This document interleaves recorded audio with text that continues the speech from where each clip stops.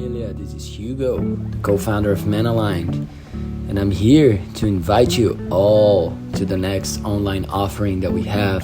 The Mastermind is a study group made for practitioners and facilitators of men's work that would like to come together in community to enhance and refine their approach so they can be better facilitators and better men in their lives. So if you're a man looking to connect with other men that are doing men's work and sharing their magic to the world, this is your place. Now, let's get into the episode with one of our guest facilitators for the first mastermind in January. See you. Welcome, Manline family. This is Super G Graham Ford here from Canmore, Alberta, and I'm here with my brother Hugo down in Rio de Janeiro. Hello. And today we have an amazing guest by the name of Pierre Etienne Vannier. Pierre is a father. Pierre is an educator. Pierre is a somatic therapist. Pierre is a men's work facilitator. Pierre is so many things, and he's open-hearted.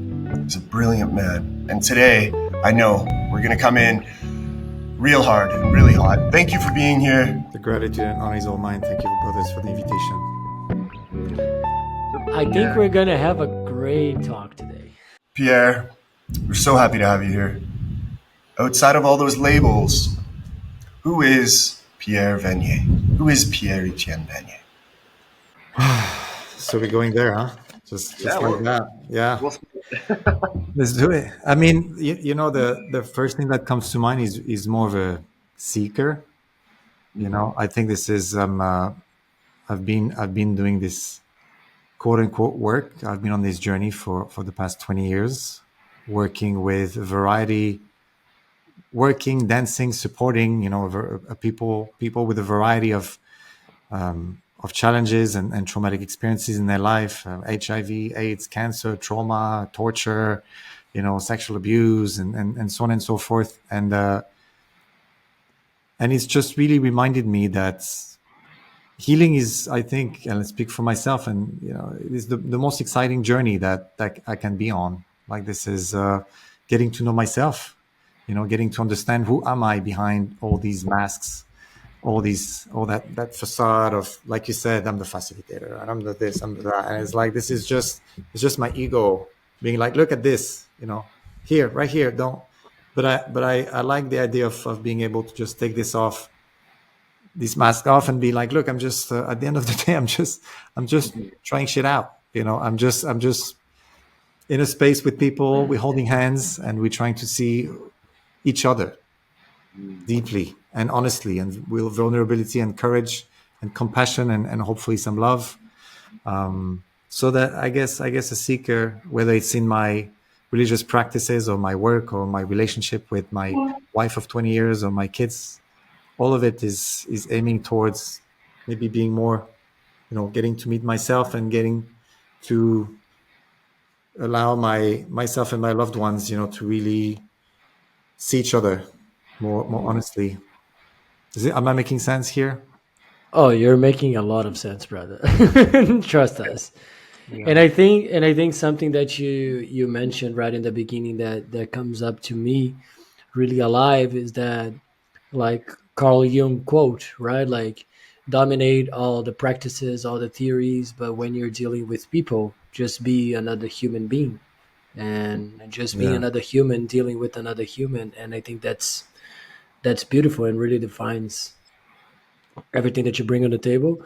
So I wanted to ask you a quick question into considering everything in your journey. Tell our listeners a little bit about your journey and what brought you to these healing spaces.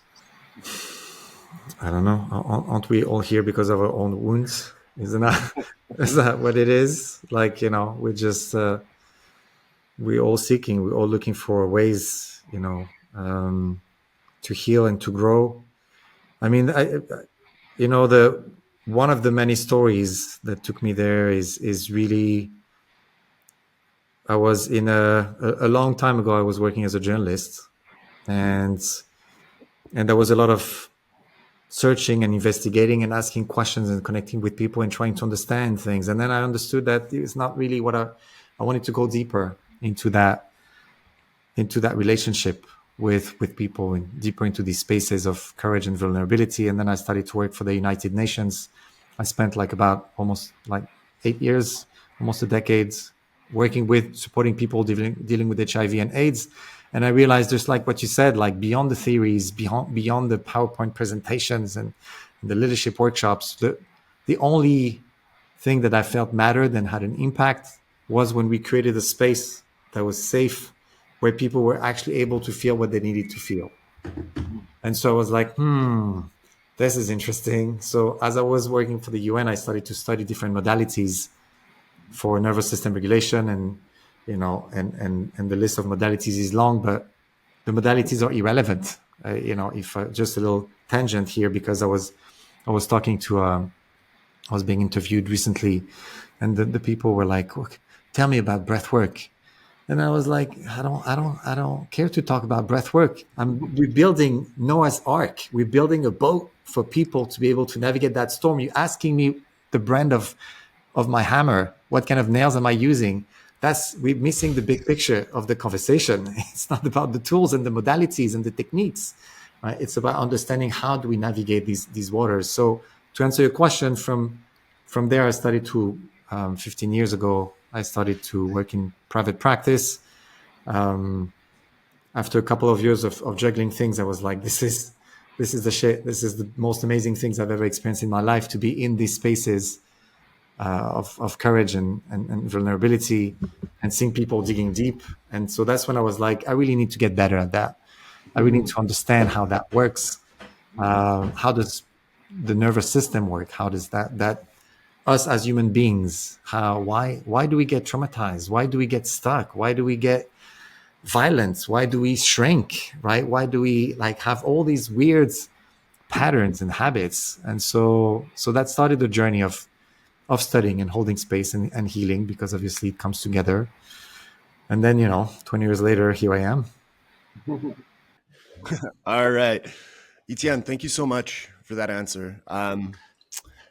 We find you to be a man of a lot of integrity and a lot of alignment. Just like, that's what I think of when I think of Etienne. I think of hilarity and skill and all these things. But we always say here, the work is from inside out, right? And that's kind of men's work 101. How do you ensure integrity in these spaces and places when you're working not just you and an individual, but on a team, as part of a leadership team? Because we know that you do a lot of great work for a lot of different agencies on large leadership teams. How do you ensure that? Because that's really important to us. So what do you do for that? How long you got, brother? Because this is this is a big question. So let me try to summarize here. Yeah. Because I feel like there's our duties and responsibilities as facilitators and space holders. Mm-hmm. And then there's also what the space that we're creating and what we're asking participants, right, to do or to feel or to hold. So we were speaking previously, and you had mentioned the importance of safety. So safety is number one. This is most definitely the most important thing, because after all these years of may I be forgiven, because I didn't know what I didn't know when I started. And I was trying to help people just dig deep and find things and and yell it out and push it out and blah blah blah. And then I realized I was like, oh, actually they don't really need to, the reason why these things are buried deep is because their nervous system doesn't feel safe enough to actually hold them. So why would I try to burst through these defense mechanisms and actually tell your body, look, I'm here because I'm going to make you feel safe. Just saying it is stupid. I mean, so, but and yet it's fairly common. You guys must have been in spaces where it's all about push. Oh yeah. And work. A few times. And it's like, why are we doing this again? Do you think that you can jerk or push that nervous system, force that nervous system to feel safe? This is an oxymoron. That doesn't work like that. So instead of trying to pull things out, metaphorically speaking, why don't we just create more space around it? Why don't we expand that sense of safety, Yeah. and so that the body is actually okay. I can start to actually connect to some of what I've been carrying for so long. So to answer your question, I think as facilitators, ensuring the safety of this container, ensuring the fact that what is coming up is not overwhelming. Like I see too many exorcism like processes out there Yeah. where it's like the more you feel, the better. The louder you are, the better.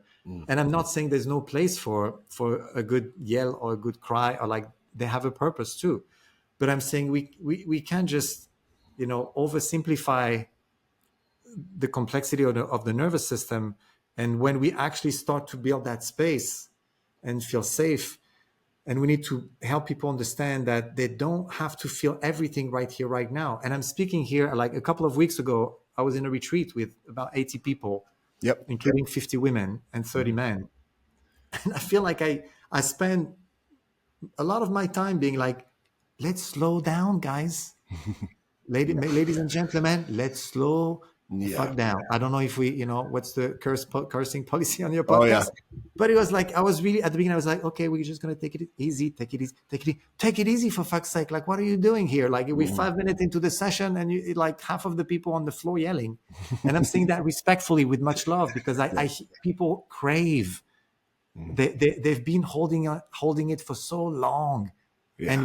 And many of us take these safe spaces for granted, because every 2 weeks or whatever you guys are in a space like that. Yeah. But let's face it, most people, let alone men, never have that safe space. So obviously once they're there, they're like, let me get rid of as much as I can. Yeah. And yet sadly, this is misinformed. And so to go back to a question of what do we need to do, we need to make sure that that process happens at a pace that remains safe and manageable, and that is something that can be integrated afterwards. Because if for 4 days you just like so high in that healing process, you go home, you're lost.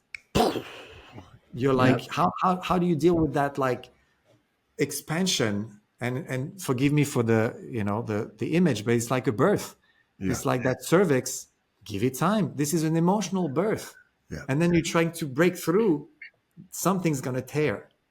And this is what I see people in these events, because, and this is a responsibility of us as facilitators and space holders, that's not the responsibility of the participants. The participant is here to do what he or she feels they need to do. So it's up to us to set that pace and to make sure that pace is something that feels manageable. So obviously there's like tools and techniques, and you want to pendulate and you want to titrate and you want to blah, blah, blah, blah, blah, blah, blah. It doesn't matter. We don't care about the brand of the hammer.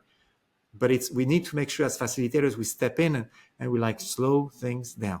We're going to get there. You're going to get there. This is happening right now. Let that birth, let that emotional, transformation happen in a way that feels comfortable. I feel like that's the most important thing. I really want to follow this up with a question for you, Etienne. And then I know Hugo has a great question. Thank you for that answer. It's an emotional rebirth. So, and we all know, because we see this through social media and around at different experiences and events. What's your view on confrontation, and particularly boxing?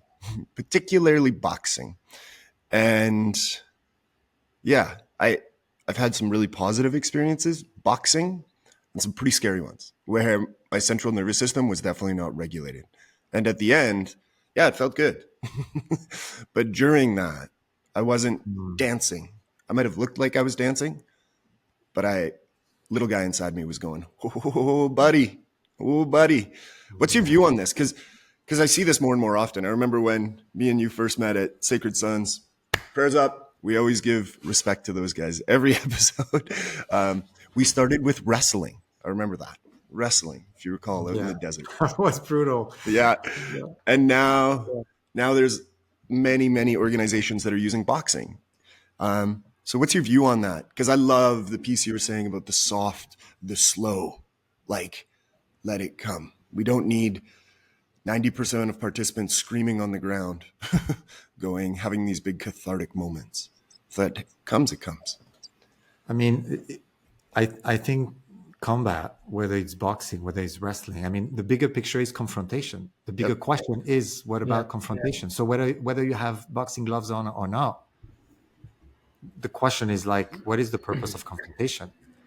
We're going back to the same question, which is like, what are you running away from? Why are you running away from it? Mm-hmm. And I'm not going to force somebody. I get the whole like face your fears, but again, I'm going back to like the idea that you can't force yourself to feel safe. So it's like exposure therapy. I'm not a proponent of exposure therapy. It's like if something freaks you out, let me expose you to it again and again and again and again until eventually you're not afraid of it.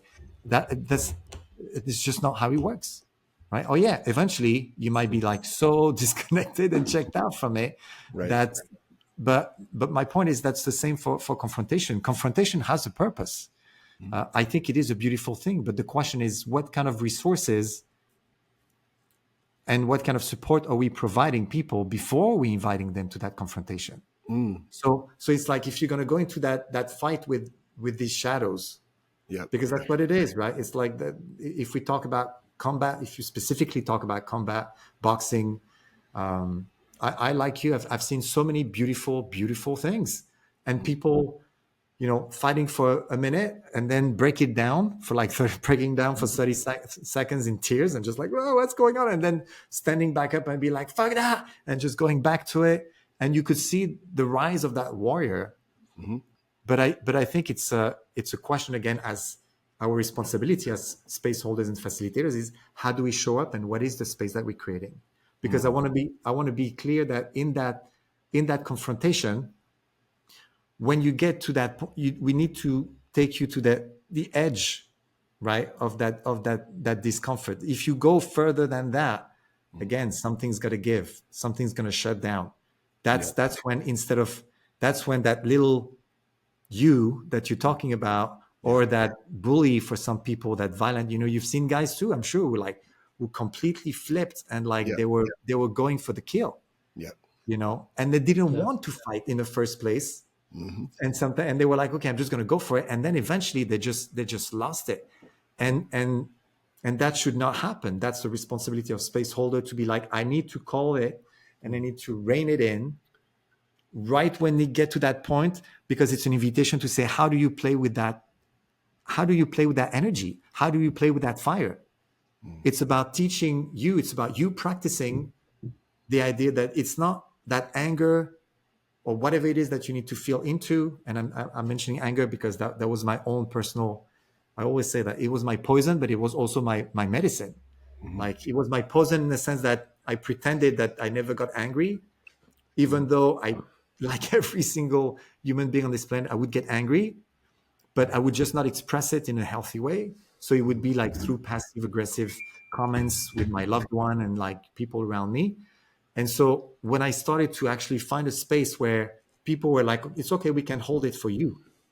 Please connect. Then I started to see that, I can actually turn that knob and see and tap into my own power, my own anger, not in a way that's hurtful to anybody or to myself, but just tap into that power and then realize that I can actually play with it. It doesn't have to be off or out of control. It can be somewhere in the middle. I'm seeking, just like the Sufi masters remind us, is that middle path. It's like we're not trying to avoid or we're not trying to get lost in it. We're trying to be in a healthy relationship with it. So that confrontation is for us the opportunity for growth. So frankly, I'm all for it. And regardless of if it's men's work or, last week or 2 weeks ago, it was all women going for like, I'm going to put these gloves on and I want that gentleman to hold space for me because I need to reconnect to my power and I don't want to punch another woman in the face because that's not the idea. But I do want somebody who's able to be that mountain for me, to be that rock, right? And I can just open, the faucet wide and feel into it. So I think there's a beautiful purpose for that, for that confrontation. Am I making sense here? Absolutely. Bro, a lot of sense. A lot of sense. And I think there's like a lot of gold that you said. and something that I wanted to mention, right, like based on the previous answer, is that piece of responsibility from the facilitators. Because I was once with a somatic coach, and we were doing a training, and he was witnessing other people facilitating the space with other people, and they were all like, "Yeah, scream more, breathe more, go deeper, go deeper, go deeper." And then he basically stopped the session, and he's like, "It's their process, not Yeah, yours." Right. exactly. So he was bringing the reflection into a lot of times facilitators are trying to access their own wounds Yeah, through the yeah, process of their patients, and with that we end up hiding behind this mask of the facilitator, mhm, right? That's what I see in a lot of times, and space that I've been as well in the past, into not wanting to go deep, because something that we say at Men Aligned, we can only bring someone deep if you've been there. You can only bring someone Of to course. where you've been, right? Because otherwise it comes out of control, and there's no responsibility into this. So like, just based on this, I feel like we could explore a little bit more this piece of responsibility from the facilitators, because I see that there's a lot of people that have a lot of great intentions into, I want to facilitate a space. I want to hold space for other people because people held space for me in the past. That's awesome. Amazing. Let's do it. But how can I ensure as a facilitator that I'm only bringing people to as deep as I've been, mhm. Right. that I also have other bros to support and hold space for me if I want to go deep, but most specifically into this responsibility piece, because I think we have never talked about this in any of our podcasts, and I Yeah, think we could Mhm. explore a little bit more. And one more question is, and what do you do when the shit hits the fan? Like, exactly. or you do Yeah. you know what to do? Because sometimes, yeah, if you're bringing like Yes. 20, 30 people together, it's not might not be that difficult, to bring stuff online, and to tap into the anger and to tap into the grief. Do you know? Can you guarantee that you can bring that person back to a regulated state? Yes, sir. And Graham and I we've danced before in some places, and sometimes it was like, oh shit, like this is real. Yeah, And so for me, that it's kind of I mean, this is what I do for a living. I train practitioners, I train facilitators for them to be able to do that skillfully, yep, safely, with integrity. When I say with integrity, I mean making sure that, like you said, you're not going to take that person to a space where you can't guarantee their safety. exactly. If it's like I live in Egypt, Mm, I'm not going to take friends far into the desert, because there's things I don't know. I need a mm, guide who knows the desert, he knows the map, he knows how to survive there, and he yep, guarantees that he's going to bring me back safely. yep, Right. So this is exactly the same thing here. It's like, for me, it should be a given of like, number one, obviously you understand what you're looking at. You mm, understand nervous system regulation. You have a set of tools and skills that are embodied, mhm. not just like, not just like, I'm laughing at some of, Good intentions.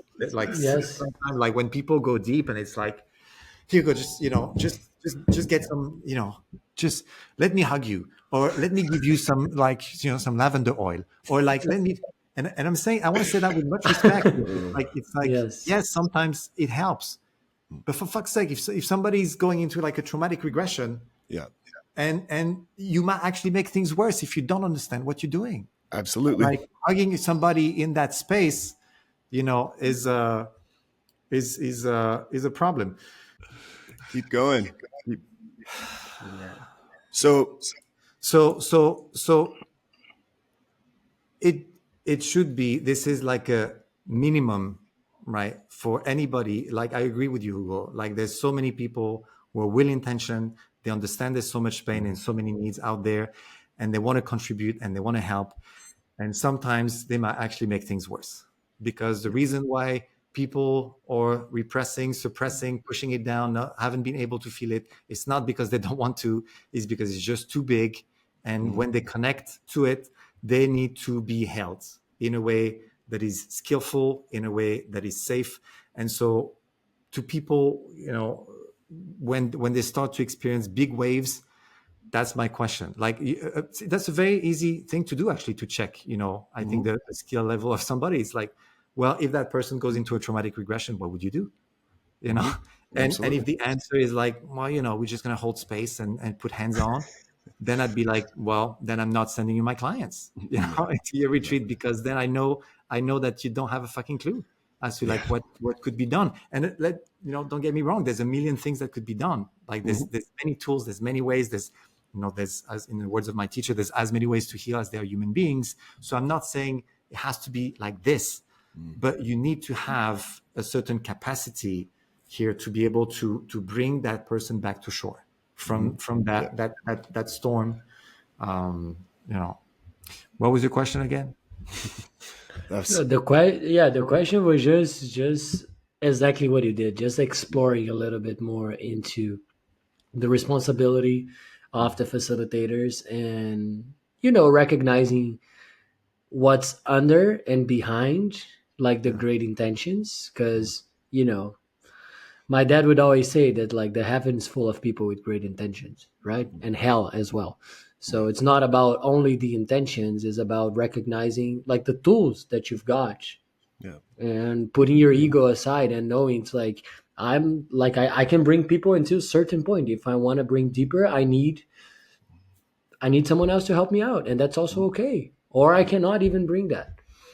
And these tools, again, it should be given, have to be embodied. Like this is not something that you've read about it and you've taken like a weekend training and you're like, oh yeah, I'm just going to do that. Because it's just like in combat, it's just like during confrontation. In the words of the great master, everybody has a plan until they get punched in the face, right? Mike Tyson. And I feel like it applies to healing. You probably have a plan here. I'm going to take through that. We're going to take a deep breath, and then I'm going to ask them what they're feeling, and then they're going to feel into it, and then I'm going to, and then once the shit hits the fan, you're like, oh man, what am I doing right now? Because I'll take literally like the example of like 2 weeks ago. At some point, we had 11 people going into a process at the same time. So are you equipped for that? And if not, then your responsibility is to safely contain it. Just gently contain that wave, bring that person and be like, look, this is not the time and the space right now.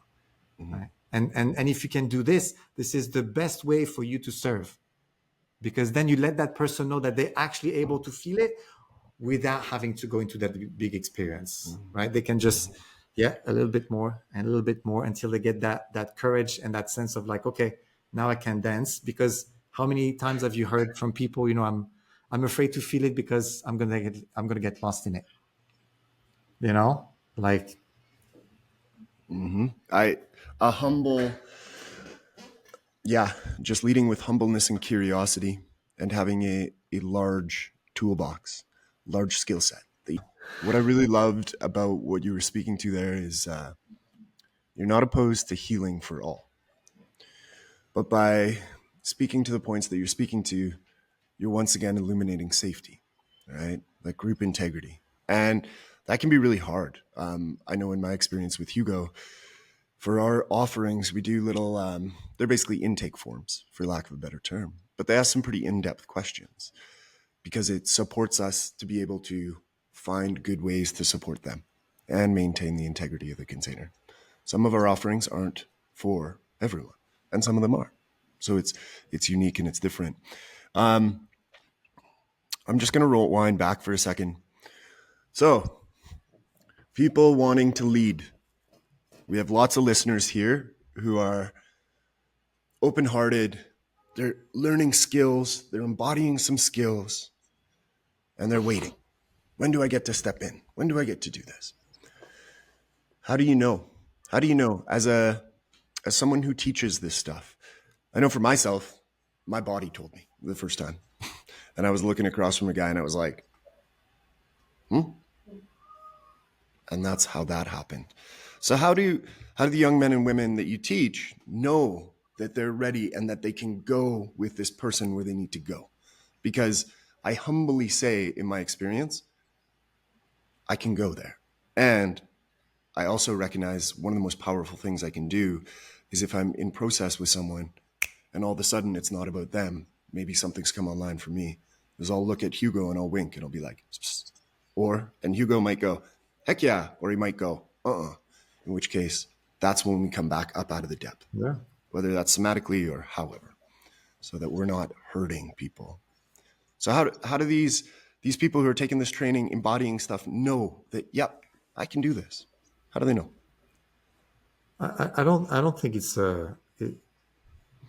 I don't think it's a no. It's a thing of about knowing or not knowing. It's more of a gradual, progressive growth or deepening of your capacity to hold space. I mean, the greatest medicine you can offer is your own regulated nervous system. Whatever you're going to say, whatever tool you're going to use, at the end of the day, it doesn't matter. If your nervous system is not regulated, forget about it. There's no anchor. You're the anchor. So if you're capable, if you're able, again, in a way that feels embodied, to actually ground yourself, anchor yourself, and be like, you go into the storm, I'm hooked right now, and you might be flying around a little bit. Who will co-regulate. And it doesn't mean that you don't feel. It doesn't mean that all of your issues and baggage is solved. I mean, welcome to the club. It's like, of course, shit's gonna come up. Like, but at the same time, I'll speak of, for example, my, for the wounds is a fascinating example here, because 100% of the guys who are showing up for men's work, somehow, have probably something to process with the father, maybe 98%. But for me initially, that was something that was too triggering for me, because there was just too much charge. There was just too much activation in relation to my own story, to my own wounds, that for me to hold that space for somebody else, I was just too caught up in my own shit. It's like, there was too much, until eventually I started metaphorically to kind of like diffuse the tension and the activation related to my father wounds. And that wound started to scar. And I'm still well aware of what has happened. And yet I was able then to show up. And I must say, like a few months ago, we had an amazing process. I don't know, maybe like 6 or 7 guys, process at the same time in the middle with all the guys. There was a men's retreat. It was all men. And obviously a father wound process can be quite profound. And I remember being in tears myself. I was a facilitator. This process took maybe an hour and a half. Yep. And I remember every now and then I was in tears, but I was in tears because I was just letting things move through. I was not dysregulated. Yeah. I was being human, because there was just so much pain and so much grief and so much anger moving through that room. I couldn't be like, I got it. I'm the facilitator, so next you're gonna do. It was just nuts. I was just like, I have to let that move through. Yeah. I have to. I can't hold on to it. I don't want to hold on to it. It's not mine. But I'm clearly that frequency, that vibration is just like, running through me. Yeah. So in that moment, I remember, like, I cried a few times, and there was some bits and pieces for me as well, and that took that scarring process, that closure, to another deeper level. So there was certainly more learning for me. But when I see guys, we get triggered during the process, then it's like, you should be doing what you recognized earlier, which is like, oh shit, this is not about me. This is not about him anymore. It's about me. And therefore your vision of that big picture, of that space holding becomes blurry. Absolutely. So you have to be, that's what I'm saying. Like, facilitating in integrity means I'm able to see whether or not some of my own stuff is getting mixed up in that process. Yeah. And just to finish here, it's like, it is about not getting too involved in it and not getting caught up in it, but it's also being able to feel it. Because if you pretend that you're an external observer, it's like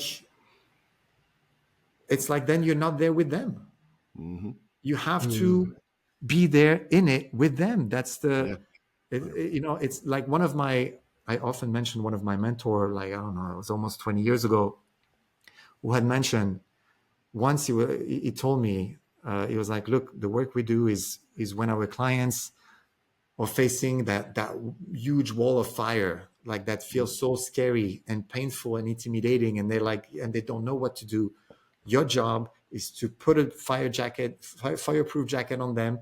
You put your fireproof jacket on you. You grab their hand and you walk through that fire. Yeah. And for me, that's what I'm trying to say here, is that you can't be a neutral external observer, as in like, okay, and now you're going to say that, and now you're going to do that, and then we're going to say, like, you have to be able to be in it with them. You have to be able to grab their hand and say, I'm going with you into the fire. Yeah. Like we're going together. And we'll come back out together. Exactly. Because if I can't do that, then I shouldn't be leading you. Yeah. I love that, Etienne. We go love fast. to say we walk beside. We walk beside. We're not in front. We're not behind. We're beside in whatever process. Can I ask you a quick question? Yeah. All right, brother. You not talked what we about did. being an anchor, Yeah. and I love this metaphor. For me, you're a deeply devout spiritual man, and you're a Sufi, and you were the man who introduced me to Sufism, and I'll be forever grateful for that. How do you keep yourself anchored how do you keep yourself anchored in your spiritual practice? That's what I want to know. Because I remember first meeting you and going, my goodness, this guy prays a lot throughout the day. I was like, he's always got his little prayer mat out. He's running around. Like, I wonder what this is. And by getting to know you, I learned more about Sufism. But how do you stay devout in your anchoring of your spiritual practice? How do you do that? In the words of one of my sheikhs, the secret is in the practice, not in the books. Hey. And so if you speak of embodiment, it's one thing to read about things. And I think a lot of people, including myself at times, are seeking answers in the books. And I'm not talking about the, holy scriptures and things like that. This is a different type of book. But I'm saying if I don't connect to God, to the divine, to the creator, to the universe, call it whatever you want, through my mind and my understanding. Because in Islam, we say Allahu Akbar. Allahu Akbar means God is, whatever you can think of, God is greater than that. You can't fathom it. So for me to try to understand it is futile and arrogant at the same time. It's like, so the goal is for me to connect from the heart. And for me to connect from the heart, this has to be embodied into practices. So you speak of Sufism. I just want to clarify. Sufism is like deeply, deeply rooted into Islamic tradition. It's at the core of Islam. This is an esoteric practice at the core of Islam. So anybody who's like, Sufism is not Islam, is not practicing Sufism, actually, right? And there's many versions of hippie version out there, that, whatever rocks your boat. But just, and here, sorry, sometimes I'm being a little judgmental because I feel like a lot of people are making shit up. And I'm like, if you start to develop your own religion, it's like you trying to teach yourself Kung Fu. It's like, oh, I want to learn Kung Fu, but I want to teach myself because I'm not good. And it's the same thing for me in terms of like, oh, you want to connect to the divine, you want to go in probably the most complex thing, which is connecting, to God just on your own. This is, I want backup. I want backup. I want guidance. I want people who've been there. We've been talking again and again about needing to have been there before you can take people there. Yeah. So again, why would I go on my own in the desert and be like, I got this? I trust in myself. I have confidence in myself. It's like, no, you don't know I don't know what I was doing. So to answer your question, practices are the most important thing. So regardless of people's path and choices, consistency in the practice is key. But isn't it true for anything, right? And including in the connection to the divine. My class yesterday, I have a program that's called the Embodied Resilience Mastery Practice. Twice a week we get together, we go deep. And yesterday, like it happens that the theme of the session was faith over fear, which happens to be actually a sentence that was said a couple of days before that by one of the volunteers from a network for Palestinians. The whole network, everybody's burnt out. Everybody's just like completely buried under grief and sadness and anger. And that person came and was like, I'm choosing faith over fear. And I was like, okay, let me sit with it for a few moments. What does that mean? And how can I practice that? Because it can't be just me trying to convince myself. It has to come from my heart. So I'm deeply grateful for my path. I've been a Muslim for almost 20 years now. And some of the Sufis just found me and just, as they say, when the student is ready, the teacher appears. And it's been a beautiful, decade and a half of praying, of chanting, of meditating, of fasting, of giving charity, of just practices of being told by my teachers, this is what you need to do. You want to purify your heart. You want to be in integrity with yourself. You want to be embodied. We know how to do it. It's not and I'm not going to pretend that's the only path, but I'm saying if you pick a path, commit to it, right? I love that, Etienne. And I'm just going to put a pause here for a moment. I have to go do a diabetic thing. So I'm going to step out for a minute. Hugo, do you want to ask another question and then I'll come back and do the last question? Does that feel good? Sounds good. Okay, awesome. Thanks. Sounds good.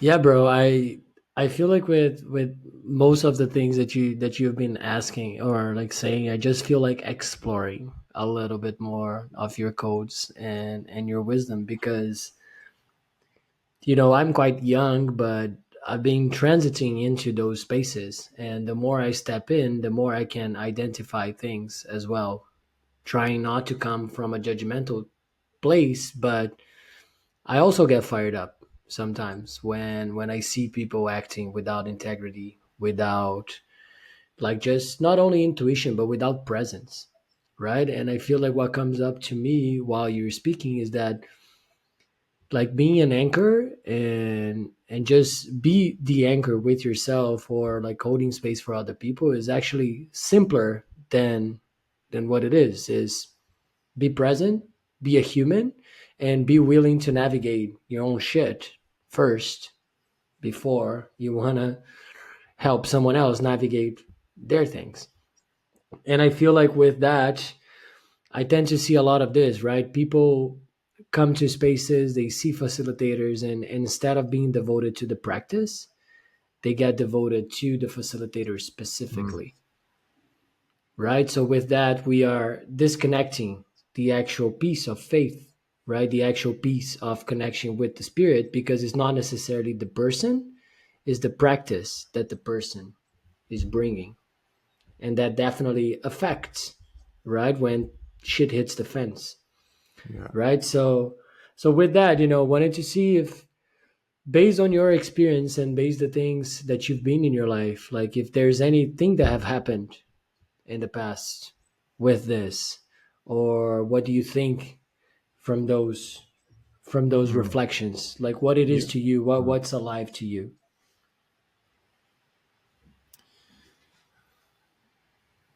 I want to go back here to, I mean, let us humble ourselves a little bit. And even though when it comes to healing, we have all the answers within ourselves, at the same time, paradoxically, we need guidance. I need guidance. And so I see a lot of people, thankfully, I see more and more people realizing that, oh, actually, I do need guidance. And sometimes I just need a holding hand. I don't need somebody to tell me how to solve that problem and what to do. But I need models and examples of what can be done. what can be done to fill the blank, to process that anger, to feel that grief, to be more consistent, to be more in integrity with myself, to have healthier boundaries, blah, blah, blah, blah, blah. So, I just want to reflect on your question, because my wisdom is not my wisdom. It's my teacher's wisdom. Hey. Yes. And so from the moment I'm like, trademark, I invented that, I'm so smart. It's like, yeah. Or, yeah, take a deep breath. You can't trademark that shit. And yeah, like so many people are like, oh no, actually it's a 3.5 second breath. So it's like, it's my technique. And I'm like, oh, come on, like get over yourself, people. It's like, so can we give credit, to the teachers, because we are all standing on the shoulders of giants. Like Hey. this work has been done for generations and centuries. We are but a little piece of that puzzle. So instead of trying to be like, and I'm talking to myself, like I'm the facilitator, I'm the teacher, I'm gonna guide the blah, blah, like, can we just be like, actually, like you said, it's so much more simple than that. I need to come, I need to hold space, I need to regulate myself, and then I need to trust that whatever's coming up, is coming up for a reason. And then I need to use my skills to be able to maintain that dance and that process in a way that feels safe and manageable. But we need to understand again that if you don't have mentors, if you don't have teachers, then who's going to sharpen you? Who's going to help you grow? Who's going to call you out on your shit?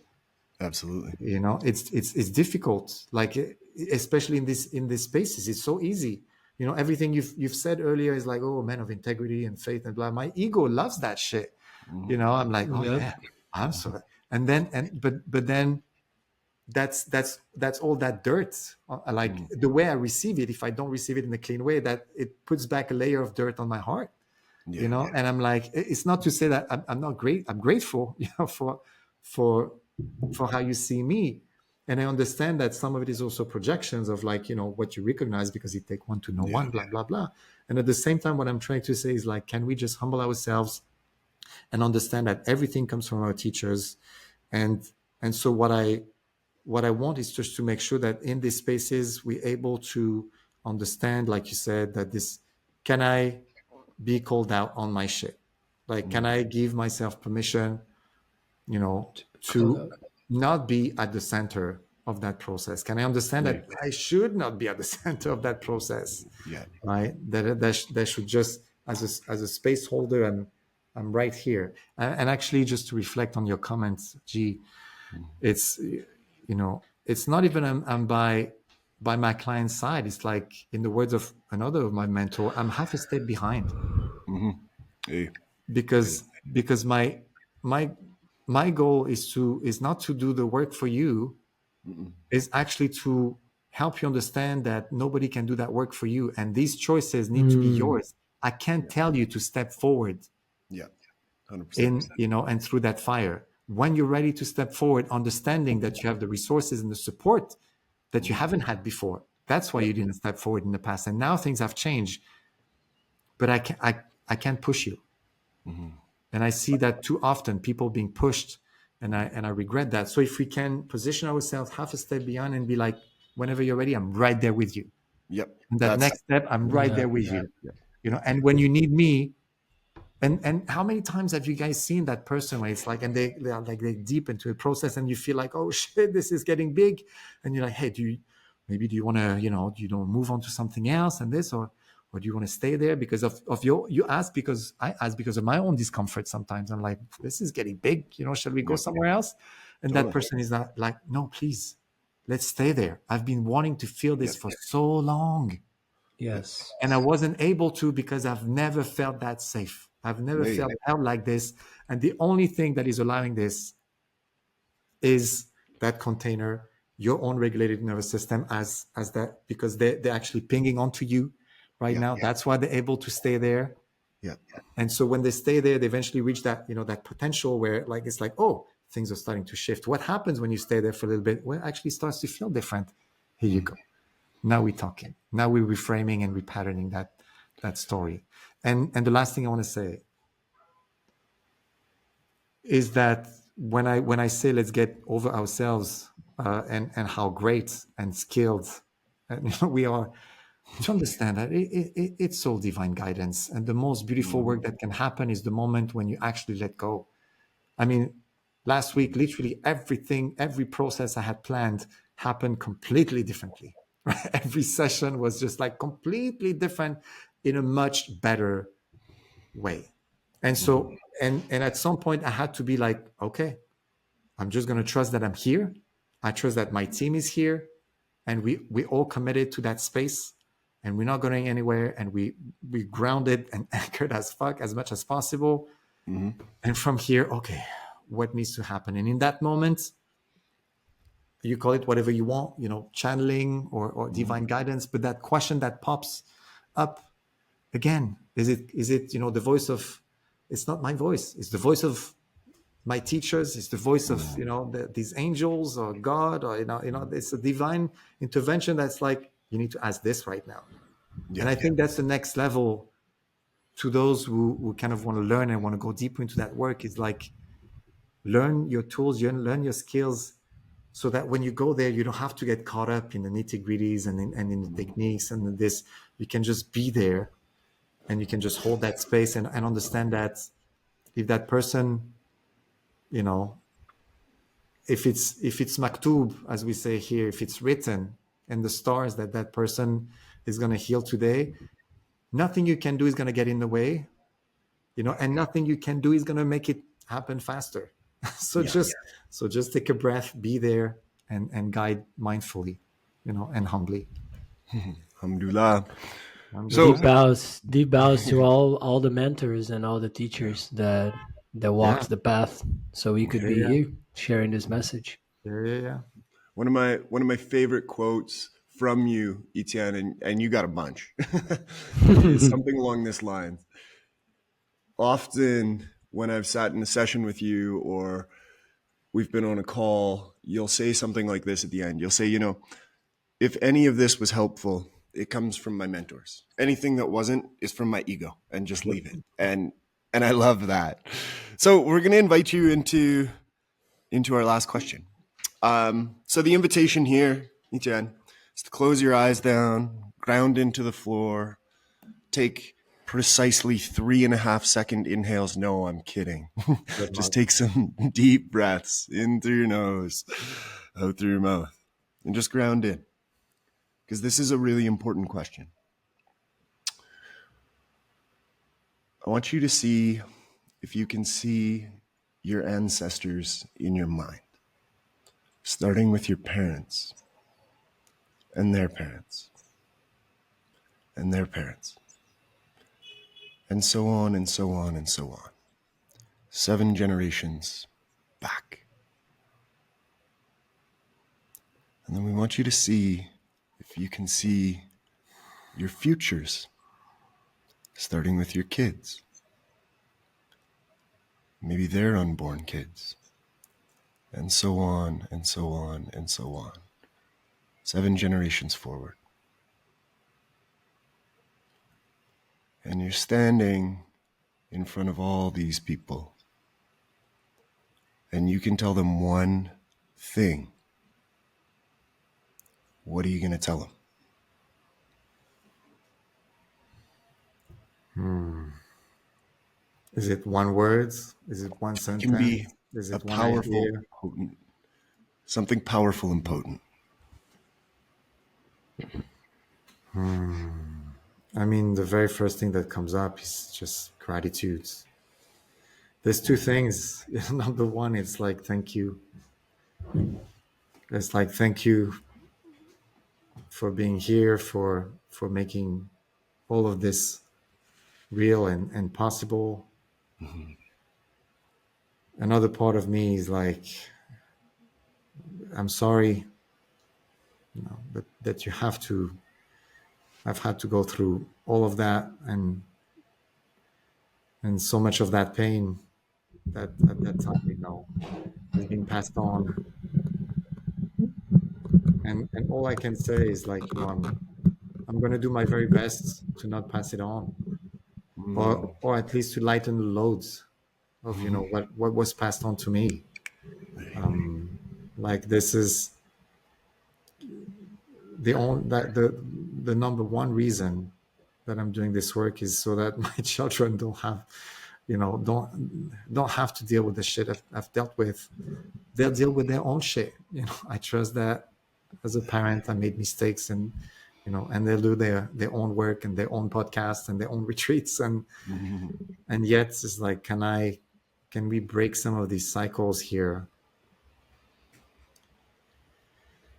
And there's some heaviness that comes, when I reflect on my lineage and some of the wounds and the violence and the addiction and the war and the pain and the separations and the abandonment and all of that.